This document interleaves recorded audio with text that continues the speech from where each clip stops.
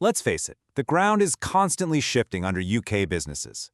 So, what are the key economic pressures, the big workplace changes, and the future trends that you really need to have on your radar right now? Well, we're going to break it all down. Here's how we're going to connect the dots today. First, we'll tackle the big picture economy. Then, we'll see how that's reshaping the modern workplace. After that, we'll zoom out to look at the massive changes happening everywhere, from the high street to AI. And, most importantly, we'll wrap up with what all of this really means for you and your business. All right, let's dive right in with the economy. These are the numbers that are setting the stage for pretty much every business decision at the moment. So, 3.8%. That was the UK's annual inflation rate for August. Now, on the one hand, it didn't go up, which sounds like good news, right?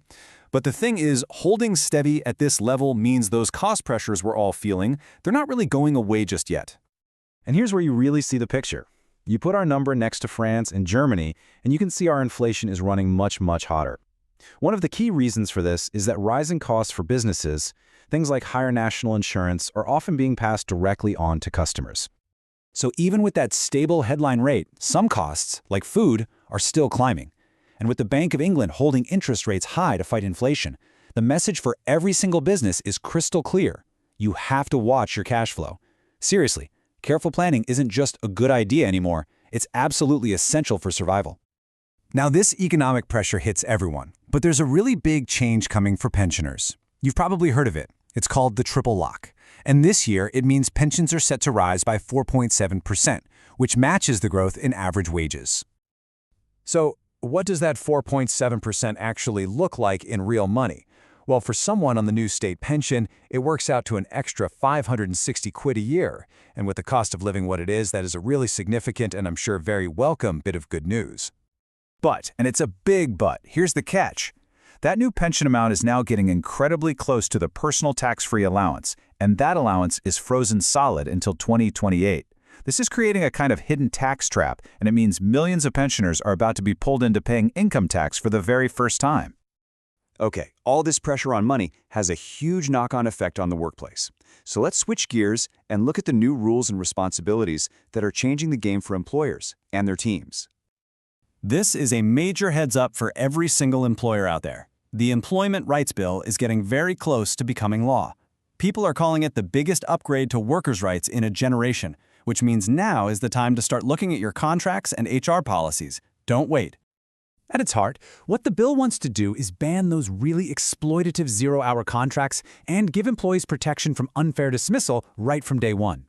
Now, there has been some back and forth in the House of Lords, but the bottom line for businesses is this: you need to prepare for the strongest version of these rules to become law.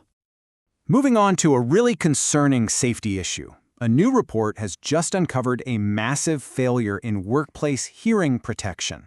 Get this, an incredible 80% of workers in noisy environments have not been properly trained on how to fit their safety gear.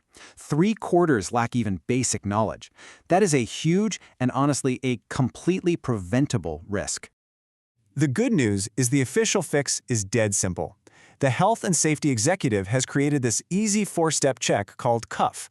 It's just a common sense tool that anyone can use right on the factory floor or building site to make sure the gear is in good condition, it's being used, and it actually works.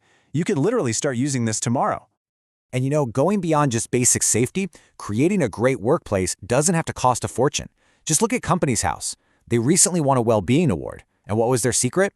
Simple, effective stuff. Actually listening to feedback, encouraging people to take proper breaks, and building a culture where it's okay to talk about mental health.